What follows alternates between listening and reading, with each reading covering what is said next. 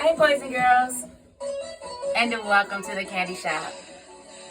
And happy Black History Month, guys. And just because it's almost the end of Black History Month, we're never going to be the end of Black history. We can always get Black history here at the Candy Shop. Today's adventure, we're going to continue to talk about Mr. Nelson Mandela. Let's get a few more facts about our Mr. Nelson Mandela, guys. Come on. Ready? By the 1950s, Mandela had become a leader in the ANC. He helped organize marches and strikes. He was also busy with work.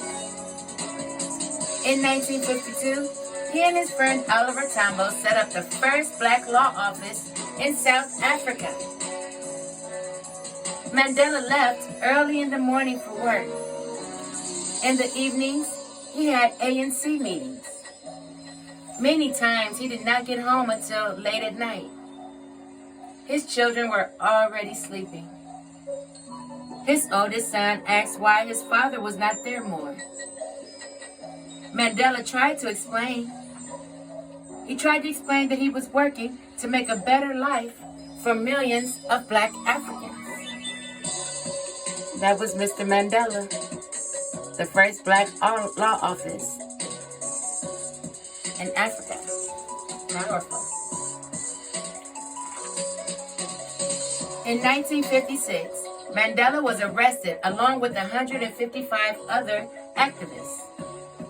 They were charged with treason, or in other words, trying to overthrow the government. The trial, it lasted 4 whole years. Mandela's wife, Evelyn, did not agree with the work he was doing with the ANC. So one day during the trial, she took their children and left. Their marriage, it was over. The trial was still going on when he met Winnie. That was his future wife. And they married in 1958 and had 2 daughters. That was Mr. Mandela and his wife there, huh?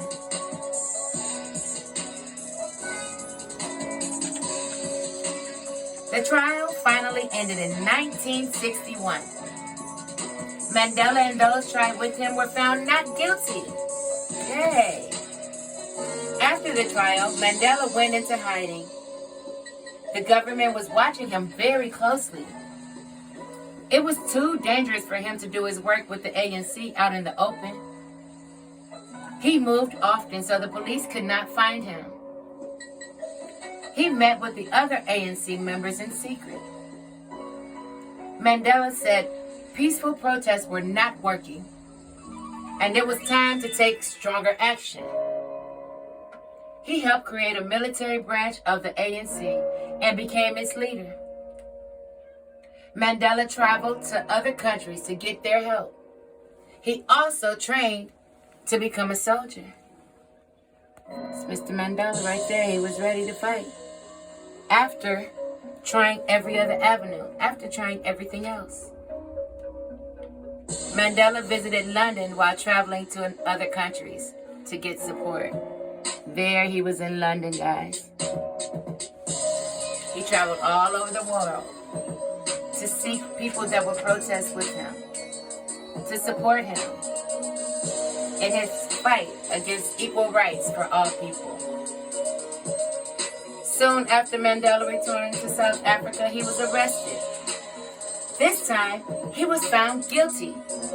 Guilty of leaving the country without a passport and of leading a strike.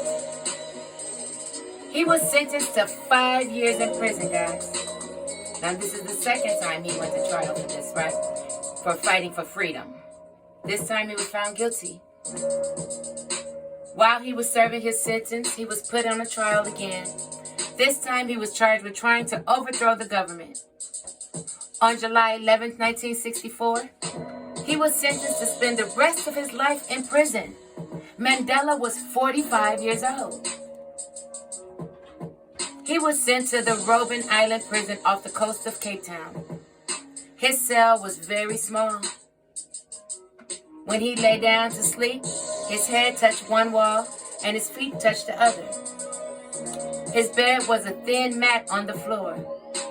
He was given a bucket to use as a toilet. This is how his cell looked, guys. Very small, you guys see that? And the bucket he was given to use as a toilet. And a very thin mat to sleep on.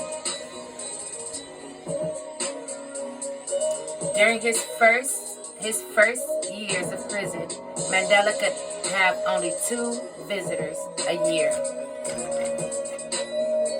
And I'm quite sure that they were afraid of him. Afraid of what his power could do, his knowledge.